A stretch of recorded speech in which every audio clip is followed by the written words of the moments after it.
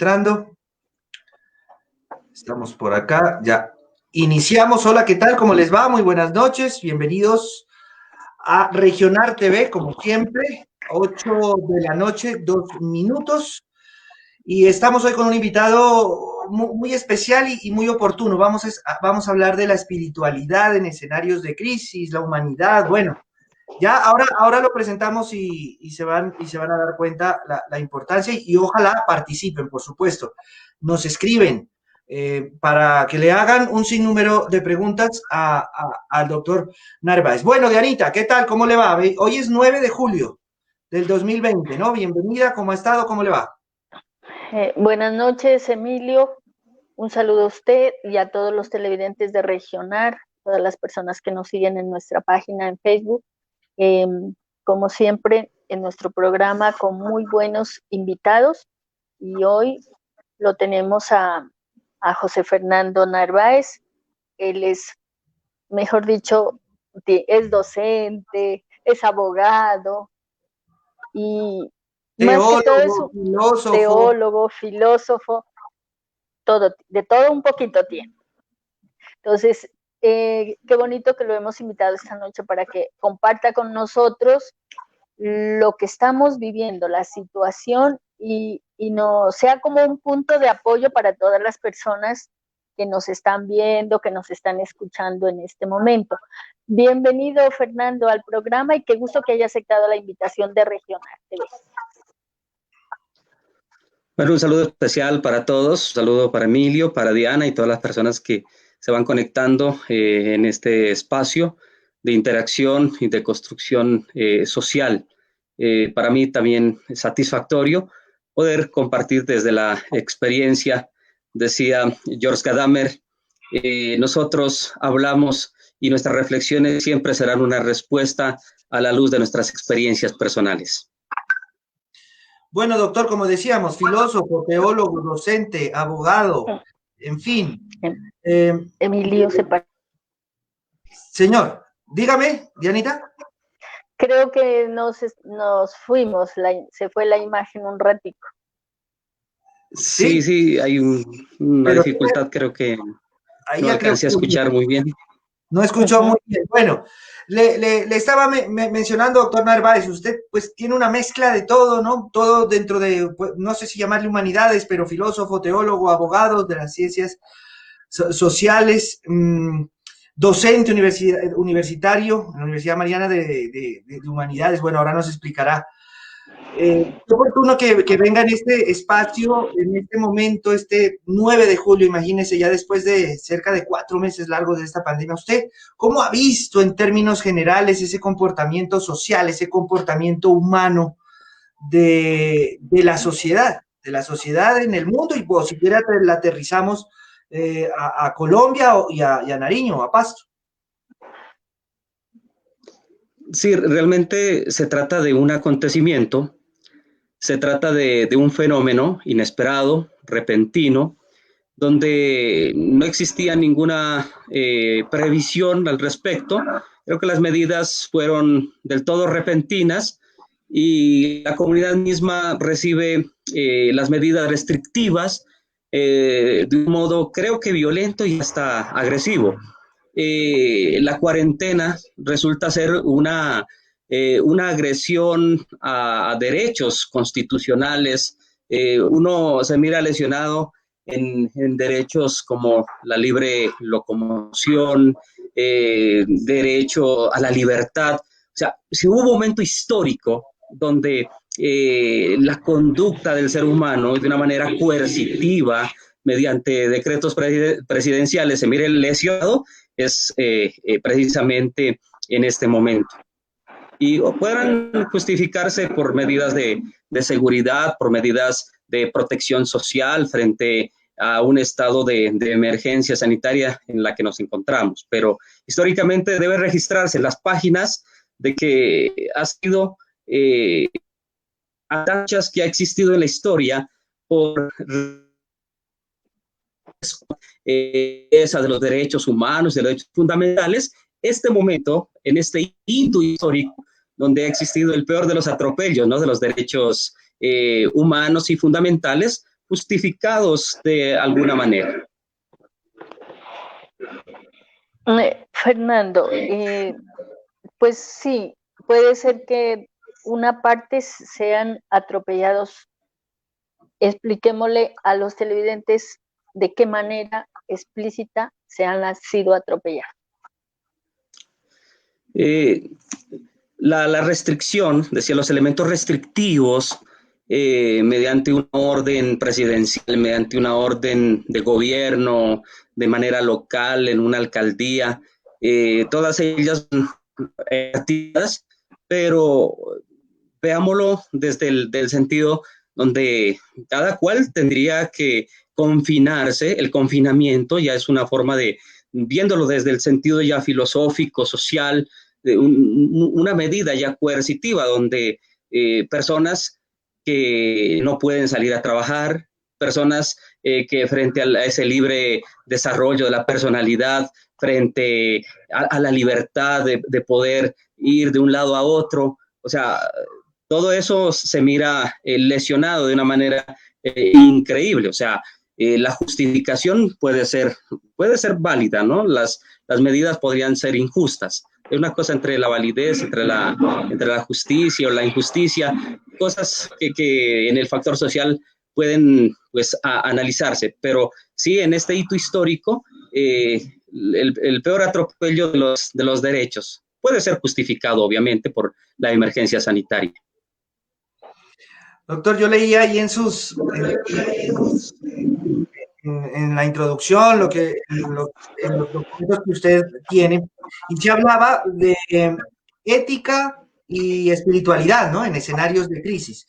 Mire que dos temas supremamente interesantes, podemos irlos desglosando, y por lo menos en este tiempo de pandemia, hablar de ética, porque que no quede muy general, podríamos hablar de esa ética en los políticos. Recordemos ese atún a 20,000 pesos, recordemos los mercados, recordemos ese dinero que se han robado ahí, ese tema de corrupción, esa ética en este tiempo de crisis, ¿no? Que es completamente, por supuesto, rechazable.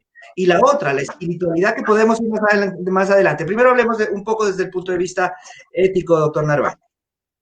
Ok, empecemos diciendo que la ética es una disciplina filosófica, ¿no? Como disciplina filosófica siempre va a ser una discusión para establecer principios. Y los principios van a ser postulados filosóficos, ideas rectoras que nos van a decir cómo tenemos que actuar en esa definición de las conductas buenas y de las conductas malas. En otras palabras, la ética va a ser ese cernidor para hacerle ese juicio, una conducta como buena o como mala, en el establecimiento de principios. Frente al fenómeno que vivimos, el análisis es qué conductas buenas se han llevado en estos tiempos, en estos ya cerca de los 4 meses, las conductas buenas, pero también el juicio en reproche sobre las conductas malas. Y puede ser desde el escenario político, puede ser desde el escenario familiar, puede ser desde el escenario laboral. O sea, hay varias instancias donde se miran afectadas, ¿no? La parte laboral, la suspensión de contratos, término de contratos, o sea, eso también tiene una cierta repercusión en esa ética social, en el elemento político, mirar la continuidad de lo que ha significado las olas de corrupción. Es escandaloso, sinceramente, que los dineros que son destinados, que tienen una destinación específica, resulten maniobrados, tergiversados y favoreciendo otros fines, que sea de lo más reprochable, que en un estado de necesidad, en un estado de emergencia, frente a las condiciones deplorables que se pueda vivir en un país, en una región con tanta pobreza, con alto índice de desempleo, pues esto vaya a parar a beneficio de quienes ostentan poderes y tendrían la facilidad de hacer aquellas piruetas, diríamos, de corrupción.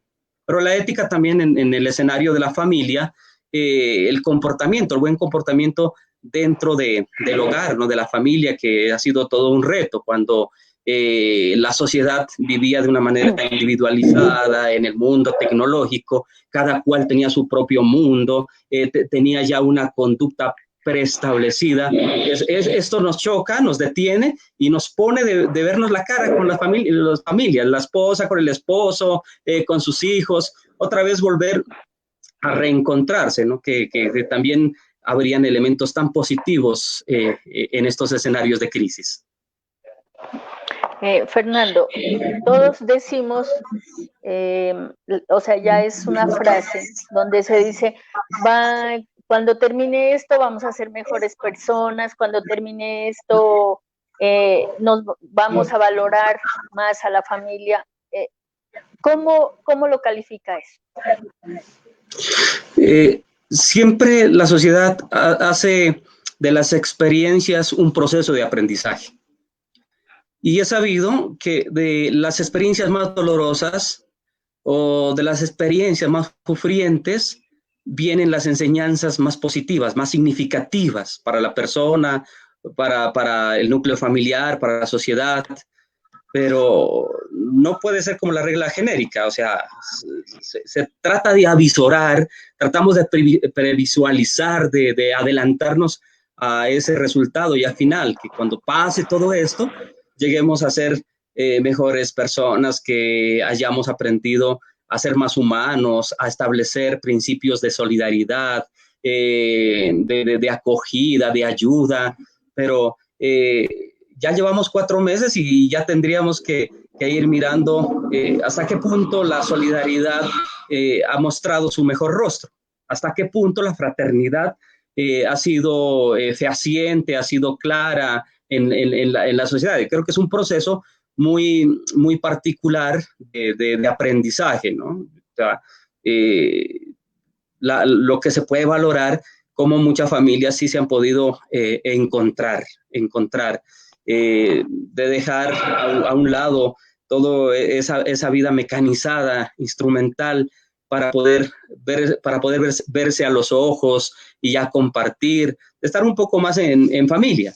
Pero a contrario sensu, en sentido contrario, también es el reto de la convivencia, ¿no? Del poner en práctica muchos valores, porque hasta dónde hemos aprendido a convivir con los nuestros, entender a nuestro papá, a nuestra mamá, a nuestros hermanos, a los que viven en casa, de ser capaces de tolerarnos más tiempo.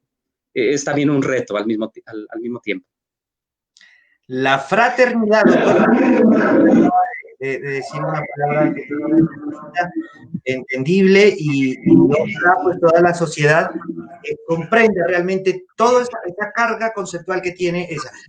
Mire usted con toda esa experiencia que tiene desde el punto de vista social, el manejo de humanidades con la gente, ¿cómo explicar o cómo entender que hoy, a 4 meses, haya personas, de pronto no es echarle la culpa a las personas, pero cómo entender que hoy haya tesis que la COVID no existe, que eso es falso, que esto es un virus que a mí no me da, yo sigo saliendo, no hago las medidas de bioseguridad, y hasta que no sucede, no se cree. ¿Por qué hay sectores de la sociedad que pueden pensar eso si todos los días nos están metiendo que existe? El escepticismo, ¿no? Creo que ese escepticismo colectivo que va surgiendo, donde factores o movimientos de carácter político se introducen, ¿no? al respecto. Pero el decir que existan manipulaciones, el decir que eso es falso, que los comunicados a nivel regional o a nivel nacional o incluso internacional falten a la ética de la comunicación, a ese deber de informar con imparcialidad y con veracidad, eso estaría, digamos, dispuesto desde otro balance, pero serían ya como los profesionales en la salud misma quienes están llevando con mayor acierto esta batalla, quienes lo padecen, ¿no? De una manera más cercana. En regiones, por lo menos en la que me encuentro, pues no se contemplan casos o fenómenos ya un poco más próximos, pero donde ya se está, en Pasto, se está respirando ya índices de contagio elevadísimos. Entonces, es una situación donde debería existir esa responsabilidad. A mi punto de vista, no creo que exista un movimiento como ideológico falso frente a este fenómeno, como para paralizar al mundo entero, para paralizarnos a nosotros y para restringirnos, como decíamos, en derechos tan fundamentales como los que se han protegido en las últimas décadas. Los estudiantes, ¿qué le dicen a usted? ¿Qué sienten después de 4 meses? ¿Cómo están ellos? ¿Y qué cambios quisiera ellos en la parte de educación en ese momento? Los estudiantes se vieron volcados a asumir un nuevo reto, así como nosotros los docentes, pasar de la presencialidad a la virtualidad. Esa transición implicó manejar muchas estrategias. Imagínense docentes de edades tempranas, donde tienen mayor contacto con la tecnología, docentes que ya van a medio camino, que de pronto no son tan cercanos a la tecnología, pero también hay docentes que ya en el atardecer de sus vidas les tocó vivir esta transición. Y ese ha sido el problema. Muchos docentes que renunciaron a su oficio y a veces sin despedirse de las universidades, porque no estuvieron preparados para asumir este reto. Los estudiantes, por su parte, generaciones obviamente jóvenes que tienen mayor contacto, los problemas de ellos han sido problemas más de conectividad. Gran parte de los estudiantes universitarios son procedentes de zonas rurales, y en la zona rural habría que hacer un juicio sobre el tema de la conectividad, sobre las posibilidades de equipos, de un computador, de un celular. Han sido los grandes retos, ¿no? Y en todo ello, el balance respecto a la calidad de la educación. Los jóvenes han comprendido que es una cosa que tuvieron que padecer ellos y que al mismo tiempo nosotros como docentes también tuvimos que afrontarla. Pero ha sido como en este escenario resiliente, de buscar el lado más positivo, en bien de ellos, en bien de nosotros, y tratar de superar este reto mancomunadamente. Ahora que ya ha corrido algo de tiempo, la pandemia y experiencias en todos los sectores se refiere, bueno, ya se habla en la mayoría de universidades, pero de todas maneras hay que esperar lo que diga el gobierno nacional, por supuesto, con el inicio de clases. Sin embargo, se ve venir que el próximo semestre va a ser completamente virtual en universidades. ¿Qué coger bueno de lo que ya han vivido en estos 4 meses, esos casos de éxito, continuarlos, y cuáles no para desecharlos, por supuesto, y que se cumpla con el objetivo primario, pues, de la educación, el cual es que el estudiante aprenda? Sí, o sea, manejamos nosotros una educación que se llama por competencias. La educación por competencias tendría unos objetivos claros establecidos durante el desarrollo del microcurrículo, tendría unas competencias que tienen unos rasgos de cognitiva, de saber, elementos cognitivos, elementos actitudinales, procedimentales en el saber hacer y en el ser. O sea, esas son las competencias que manejamos a nivel educativo. Como experiencias favorables en este proceso, la buena adaptación de los estudiantes.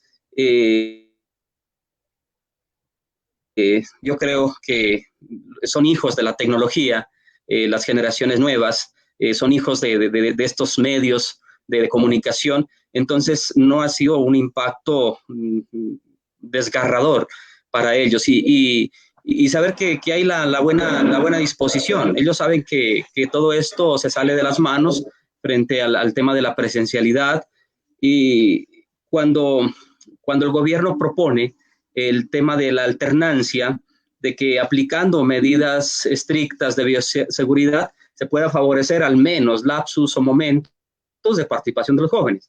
Reacción de varios grupos de jóvenes, de padres de familia, es prevenir, es evitar el riesgo. Entonces, en uso de esa autonomía universitaria, en el caso de nuestra universidad, la Universidad Mariana, deja por sentado que vamos a desarrollar nuestras clases de modo virtual. Pero sí hay cosas positivas de que aquellas asignaturas que son de naturaleza teórica, porque tendríamos que definir eso, ¿no? En la universidad, materias de naturaleza teórica y materias de naturaleza que necesitan práctica. Ese es el gran problema, o sea que las materias que son de naturaleza teórica se nos facilita mucho, como el caso de las humanidades, el derecho, eso lo podemos solventar por los medios, no habría una mayor lesión a la hora de impartir, de hacer proceso interactivo de las clases, pero el problema significativo es en asignaturas que ameritan prácticas, ameritan laboratorios, amerita la presencialidad. Ahí es donde encontramos las grandes dificultades al respecto. ¿Y ahí qué se puede en esos laboratorios? Para ese tipo de asignaturas, allí sí cabría de una manera ya muy responsable pensar en el tema de la alternancia, ¿no? Y la otra, cuando ya esta no resulte eficaz, la espera, no queda otra que los jóvenes, por lo menos que estaban ya en carreras donde les amerita la práctica, jóvenes que sencillamente aguardan para que se den los espacios y los modos posibles para poder hacer la práctica. O sea, la práctica no la podemos solventar por modo virtual. O sea, habría que generar ese tipo de espacios donde haya contacto con la práctica coherente a su carrera. Creo que hay una pregunta, Emilio. ¿Señora? Creo que hay una pregunta. Sí. Darío Narváez Barrera nos dice: hola Fercho, saludos. Hace la siguiente pregunta: ¿cómo la crisis nos ayuda a identificarnos con la espiritualidad y adquirir un conocimiento integral? Bueno, creo que pasamos a ese segundo momento, ¿no? O sea, la parte de la espiritualidad. Nosotros históricamente hemos tratado de reducir la espiritualidad a un estado privativo, intimista, de una ascética religiosa. La espiritualidad empezamos por allí, es una cosa hermosa, es una cosa superior. Entonces, no es el conjunto, el compendio de práctica ascética, de ritualismos o de cosas de orden netamente religiosas. La espiritualidad es la capacidad, en principio, de reconocerse internamente para poder salir. En otras palabras, la espiritualidad es el arte de la salida del ser humano para poderse dar a los demás. Eso es el ser espíritu. Y a nivel teológico, solo existen dos espíritus, solamente dos espíritus. Dios como espíritu supremo y nosotros, seres humanos, seres espirituales, por participación de esa divinidad, hablándolo teológicamente. Entonces, el acto primero de salir, eso es espíritu, Dios es espíritu, que sale de sí mismo, trascendiendo en nosotros. Y el acto nuestro de espiritualidad sería lo mismo, salir de nosotros para trascender en los otros. Entonces, la espiritualidad es un reflejo bonito de poder encontrar la manera, el modo de existir según el espíritu, donándose, entregándose, y eso que apuntamos al principio, el tema de la fraternidad, el tema de la solidaridad, del que me interesa, el que me preocupa, esas familias que están allá en confinamiento y que no tienen con qué comer, que vivían del pan de cada día. Entonces, la espiritualidad es eso, es la capacidad de que las cosas son diferentes, confinamiento para el estrato 5 que el confinamiento para el estrato 1. que el confinamiento para el estrato 5 seguramente sea en una finca muy amplia, jugando golf o tengan sus canchas privadas. A esa familia de estrato 1 que de pronto se le obliga, se le restringe a un confinamiento y que no tiene las mínimas para vivir. Entonces la espiritualidad es eso, o sea, salir de uno mismo para poder darse, compartir y aplicar este tipo de axiología, que sería la solidaridad, la fraternidad, el ser capaz de mirar al más necesitado. Dentro de la espiritualidad, sería hacer lo que no estamos haciendo en este momento. O sea, nos estamos olvidando y retomando el que la persona no cree lo que está pasando y estamos llevando a que cada vez el contagio aumente. O sea, hemos perdido la sensibilidad como persona y o sea, como diría uno, el amor al prójimo, que es el compendio de la espiritualidad. Yo doy, yo comparto. ¿Es así o no? Sí, sería una manera como de asociar ese tipo de presupuestos, ¿no? Que hasta un punto resulte un acto de compromiso, el poder salvaguardar la vida del otro, proteger la vida del otro en el modo de no ser yo un instrumento, un medio para que todo esto se vaya expandiendo, ¿no? Y volvemos a ese tema del escepticismo colectivo frente al fenómeno. Yo lo reafirmaba que tenía que ver con intereses de varios sectores, pero allí sería válida, obviamente, la escucha del discurso del profesional en la salud, del médico, de la enfermera, del vigilante que está allí en el centro hospitalario. Ellos tendrían un discurso respaldado por los testimonios y por las evidencias. Entonces, los lenguajes comunes de esos saberes populares o colectivos que de pronto nos llevan al escepticismo podría ser uno de los grandes fracasos en los que nos encontremos por el mismo hecho de abandonar el cuidado, la protección, ¿no? Que en últimas la ética siempre va a ser el arte del autocuidado, ¿no? Personal, el cuidado del otro, el cuidado del ambiente en donde me encuentro, ¿no? ¿Todo acto que nos genere es aceptado? Repíteme, creo que no alcancé a captar muy bien la pregunta. Todo acto que nos genere a nosotros espiritualidad, no sé si desde la teología o también desde la filosofía, es aceptado. También de pronto en la teología, cualquier acto, X ejemplo, a mí me genera espiritualidad, me genera mejor comportamiento, me genera, bueno, no sé si decir la palabra mejor persona, pero pues ubiquémoslo por ahí, sería aceptado.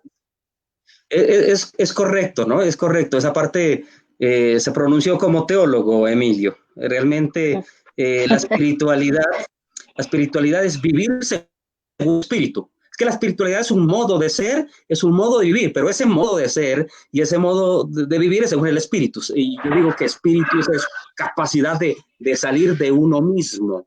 Hay dos fuerzas, hay dos tendencias en uno.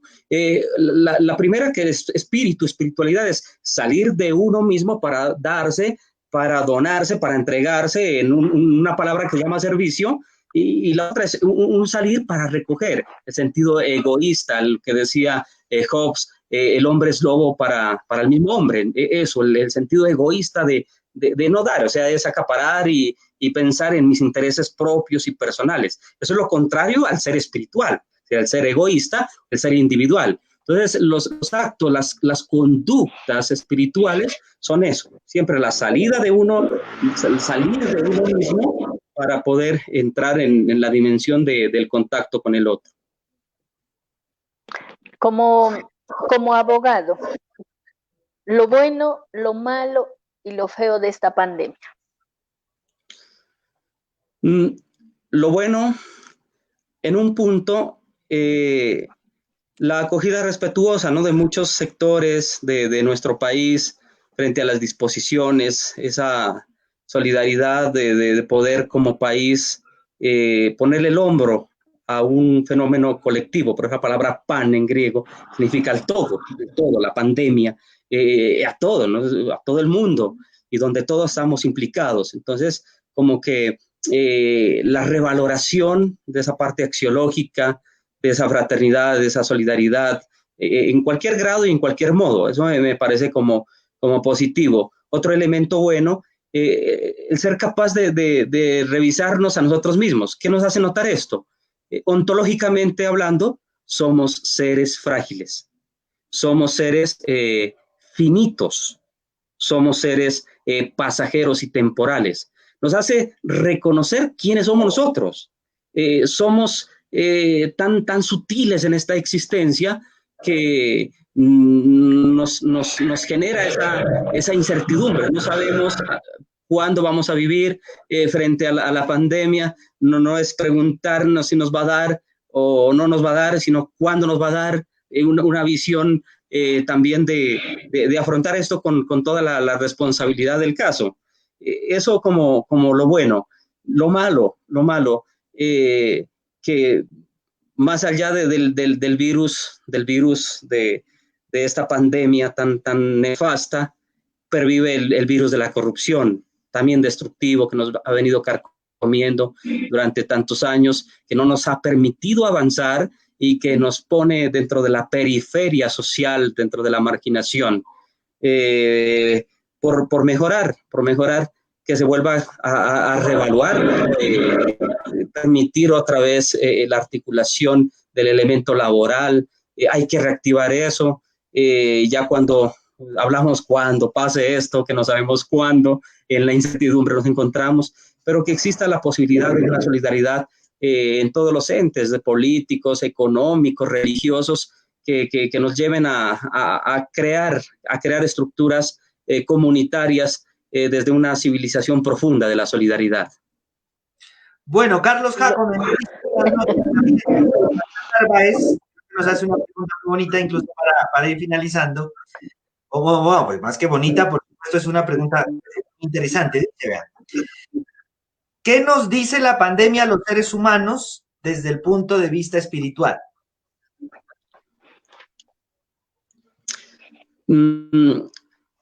Es llamativo el postulado de la provocación, la invitación, ¿no? O sea, ¿hacia dónde nos lleva todo esto? Espiritualmente, ¿hacia dónde nos lleva?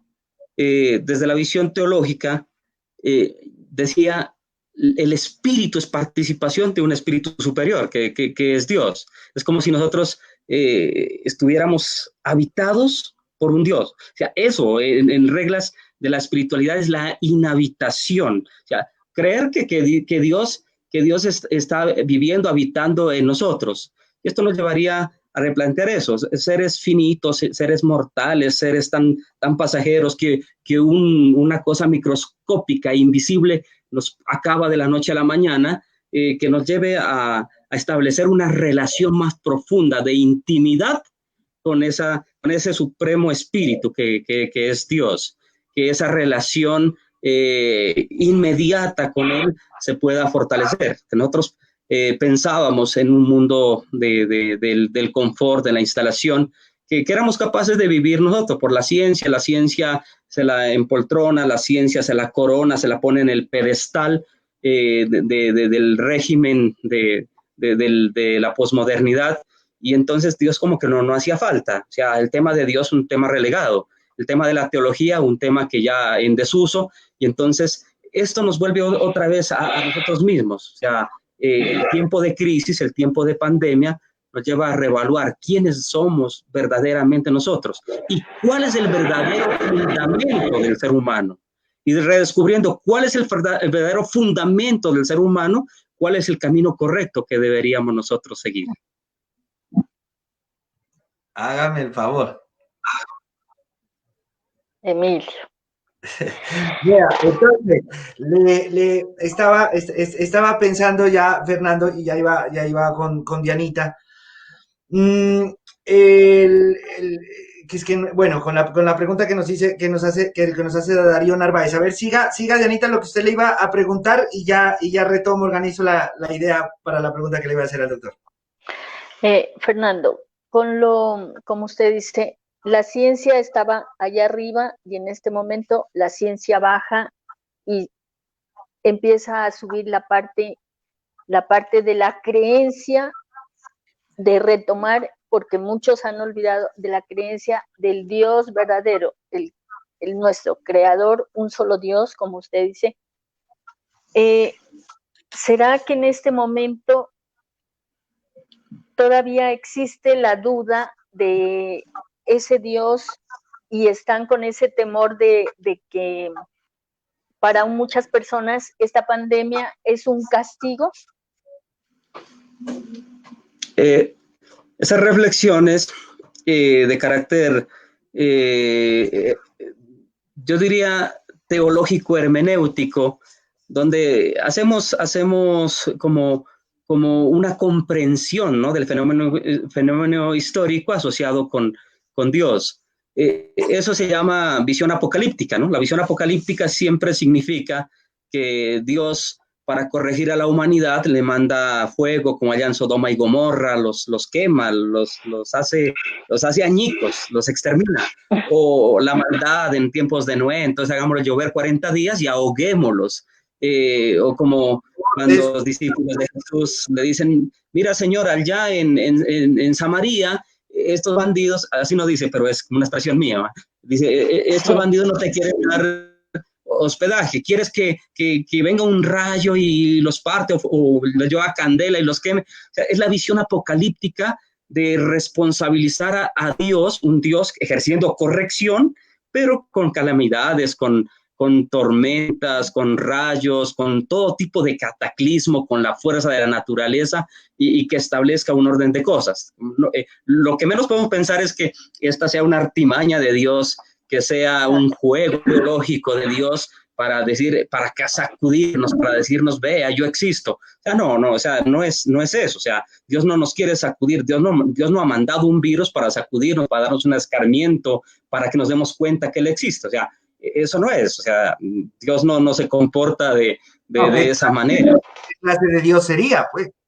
No sería Dios. Sí, un Dios realmente terrorífico, y lo que hablamos nosotros dentro de la espiritualidad es la participación de ese espíritu, ser supremo. Dios es el espíritu ser supremo y que Él habita en nosotros y es un Dios habitando en nosotros. Y si Dios es amor, es un Dios amándonos y un Dios al que lo sentimos desde el amor infinito dentro de nuestro ser.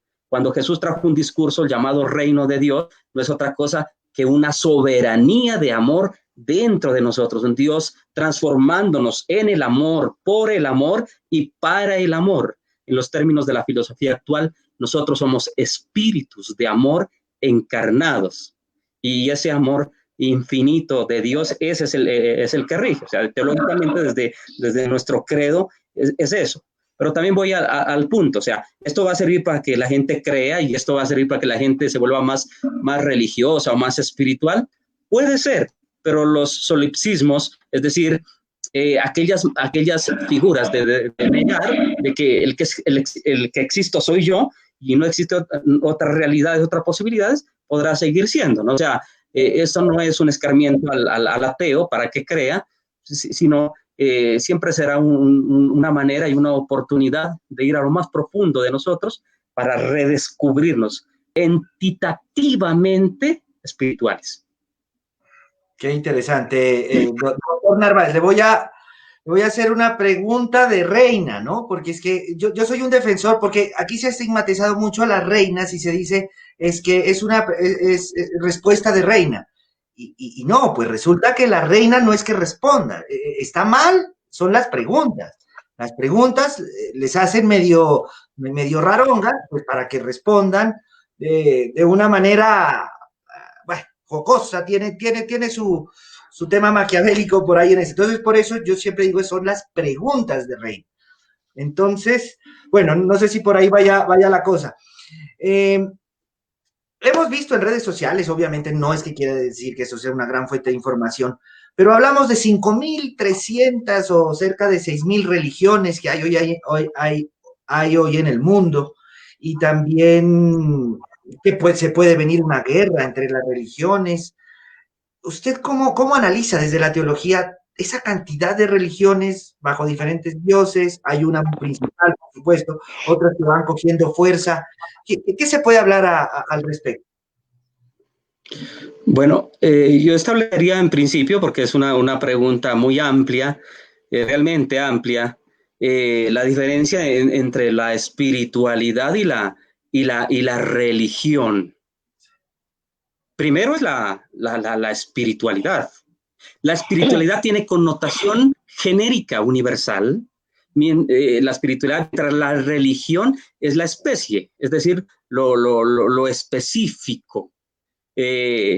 Puede existir, obviamente, una espiritualidad sin religión. La religión define estructura. La religión define institución. La religión define dogmas, creencias, un grupo. Entonces, de acuerdo al tipo al tipo de revelación, al tipo de fundador, y la parte de creencias y verdades y dogmas, se establecería el tema de las religiones, y por eso existen tantas religiones como tantos fundadores y como tantos dogmas puedan elaborarse en el constructo histórico. Esa búsqueda de poder político,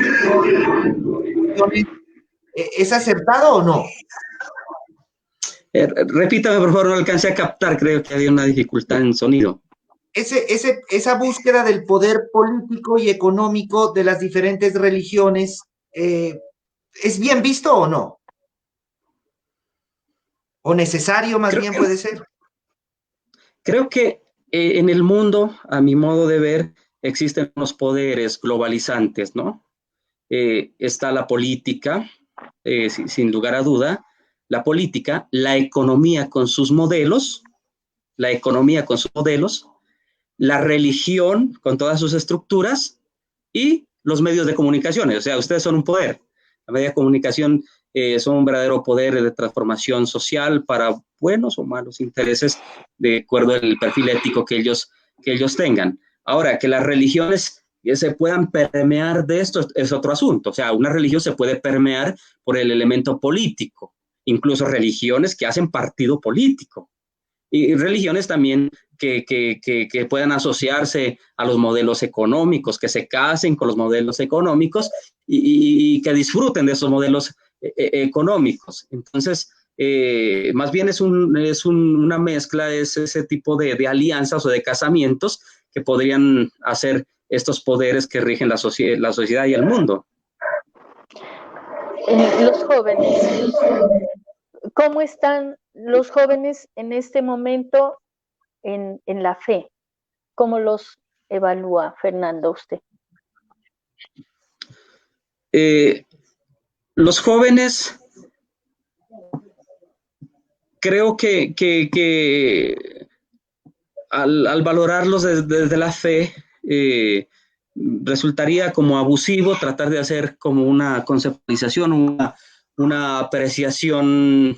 Sería sesgada siempre, cualquier respuesta que dé frente a eso sería sesgada, porque tendríamos que ver de varios contextos, ¿no? Los jóvenes procedentes de tal sector, los procedentes de tales familias, jóvenes con qué tipo de formación, pero en el sentido genérico, en el tiempo en el que estamos, jóvenes imbuidos en el tiempo de la tecnología. A ellos les tocó vivir esto, son hijos de la tecnología, del tecnocentrismo, se entienden como parte de la tecnología. El celular hace parte del joven. Un joven no vive sin el celular, un joven no vive sin un computador y todo eso. Entonces, un joven tecnocentrista, un joven que tiene la tecnología como centro, entonces uno se pregunta, bueno, y para ese joven, ¿qué es la espiritualidad? ¿O tendrá tiempo para que se meta a sí mismo, reflexione a sí mismo, haga introspección y sea capaz también de salir para darse a los demás. Esa es una cosa de las que pues habría que interrogarse, ¿no? Pero el tiempo histórico que ha tocado vivir hace llevar una vida como muy superficial, ¿no? En el llamado tecnocentrismo de la posmodernidad. Así también lo asunta Carlos Jacome, expectativa de las ideologías tecnológicas. Bueno, doctor, para terminar, vaya preparándose un mensaje para toda la sociedad, por favor. Mientras eso, les recordamos a todos los televidentes y estudiantes que están mirándonos en este momento que recuerden entrar a Uniminuto, la universidad que tiene abiertas sus inscripciones para que estudien un posgrado o un pregrado el próximo semestre. Hay todas las facilidades, tanto económicas como virtuales, para que lo haga. Entre, inscríbase y a la umecuida.uniminuto.edu. La umecuida.uniminuto.edu. Ahora sí, doctor Narváez, por favor, su mensaje final.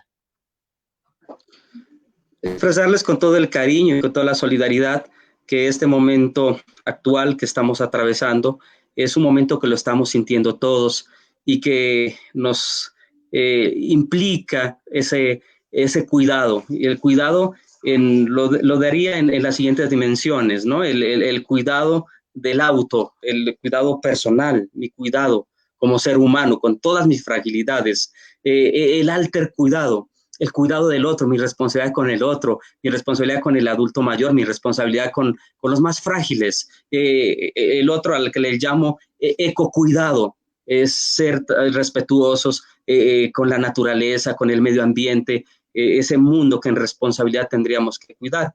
Y el teo cuidado, mi cuidado con Dios, mi cuidado con mi parte espiritual, mi cuidado en esa relación interna que me provoca así verdaderamente salir de mí mismo para propiciar la transformación dentro de esta misma sociedad. Agradezco muchísimo esta invitación que ustedes me han ofrecido de poder dialogar e intercambiar algunas ideas desde este escenario virtual. Agradezco inmensamente a Emilio y a Diana por la invitación. Dianita, no, sí escuchó, ¿no? Y sí vio ese mensaje tan importante. ¿Se distorsionó? ¿Sí me escuchó? Sí. Se va como un eco. Bueno, interesantísimo mensaje, el eco cuidado, bueno, todo el autocuidado, bueno, para las memorias que usted está escribiendo o que estamos escribiendo de Regional TV. Otro más que es un mensaje supremamente magnífico. Ahora sí, Dianita, nos vamos. No, y es un mensaje de profundidad. Muchas gracias, Fernando, por haber aceptado la invitación. Esto nos lleva a reflexionar. Entonces, a saber que Dios es la verdad, no importa en cómo lo vea cada uno, pero que es un solo Dios y como dice, sacar lo que tenemos acá adentro, esa espiritualidad, la espiritualidad de comunión, que quiere decir compartir, entender y respetarme yo. Si yo me respeto, voy a respetar a la otra persona. ¿En qué sentido? En este momento de que estamos, es cuidándonos, ¿ya? Uno va a darse cuenta que existe esto cuando le ha pasado a un familiar, cuando le pasa a alguien cercano. Entonces, si nosotros de pronto decimos, no, yo sí soy creyente, yo sí soy espiritual porque escucho misa todos los días, oro, pero no la pongo en práctica en el sentido de cuidarme, o como dijo Fernando, el autocuidado. Y no cuido a las otras personas, porque no me estoy haciendo el mal yo, se lo estoy haciendo al vecino, a la persona que está al lado. Entonces, guardemos esas distancias y miremos en este momento las UCI, las camas UCI, mejor dicho, esto está que explota, como se dice. Si yo no me cuido ahorita, no sé qué va a pasar. Y muchos de los que estamos aquí, de los que nos están viendo, tienen unos familiares, tienen unos amigos en este momento en el hospital. Entonces, cambiemos ese chip. Tratemos de que esto salga de la mejor manera. No nos olvidemos, y que Dios, más que todo, Dios es amor, y Él quiere eso. O sea, que nos volvamos a reunir en familia, que rescatemos nuestra familia, que rescatemos eso que tenemos acá y que de pronto, por muchas cosas, lo tenemos acá. Como dijo Fernando, démoslo. Y que no esperemos a que nos pase para empezar a creer. El tema sí está a la vuelta de la esquina y hay que ponerle en realidad muchas bolas, así, en términos comunes. A esto hay que ponerle muchas bolas. Fernando Narváez, muchísimas gracias, doctor, por haber aceptado la invitación de Regionar TV. Muy amable. Muchas gracias a ustedes y gracias a todos los que se unieron a este espacio. Una feliz noche. Nos vemos mañana. ¿Tenemos los daticos? Ah, sí, pico y cédula 5, 6 y 7. No nos olvidemos que el 5, 6 y 7 quiere decir que podemos salir, y por favor, salgamos a lo, mejor dicho, a lo necesario. Y regresemos a nuestras casas, si salimos pongámonos el tapabocas, lavémonos las manos, la distancia, por favor, ¿no? Y respetemos a la otra persona también. Eso, y pico y placa 8 y 9. Vamos a empezar de nuevo a esas campañas cuando inició esto, ¿no? Campañas Sí. de cuidémonos y hay que hacerlo porque a veces estamos cogiendo confianza y hay que volver a concienciar a la sociedad desde este pequeño espacio que pueda ir llegando y unirnos, ojalá, a todos los medios de comunicación para volver a recuperar ese sentido de que esto es preocupante, real, peligroso. Sí, es que lo más grave que le pueden decir al ser humano es que no pasa nada. Entonces, eso lleva a la confianza, y el exceso de confianza puede desatar grandes males. Entonces, no nos olvidemos, cuidémonos y cuidemos a los demás. Y a eso que usted dice, súmele que se lo crea. Aparte que se lo digan, que se lo crea. Entonces, ahí es lo grave. Dianita, ahí estuvo muy bueno el tema, muy interesante. Deberíamos hacer un foro más adelante, ¿no? Con todos estos temas. Y seguimos. Bueno, mañana nos vemos con Viernes Cultural. Es literal porque estamos sacando nuestra idiosincrasia, nuestra cultura. Mañana tenemos un trío muy bonito, ¿no? Trío de mujeres, por si acaso. Trío de mujeres. Entonces me voy a listar la corbata. Sí. Muchas gracias, Dianita. Hasta mañana. Bueno, una feliz noche. Saludos a todos también. Que les vaya bien. Hasta mañana.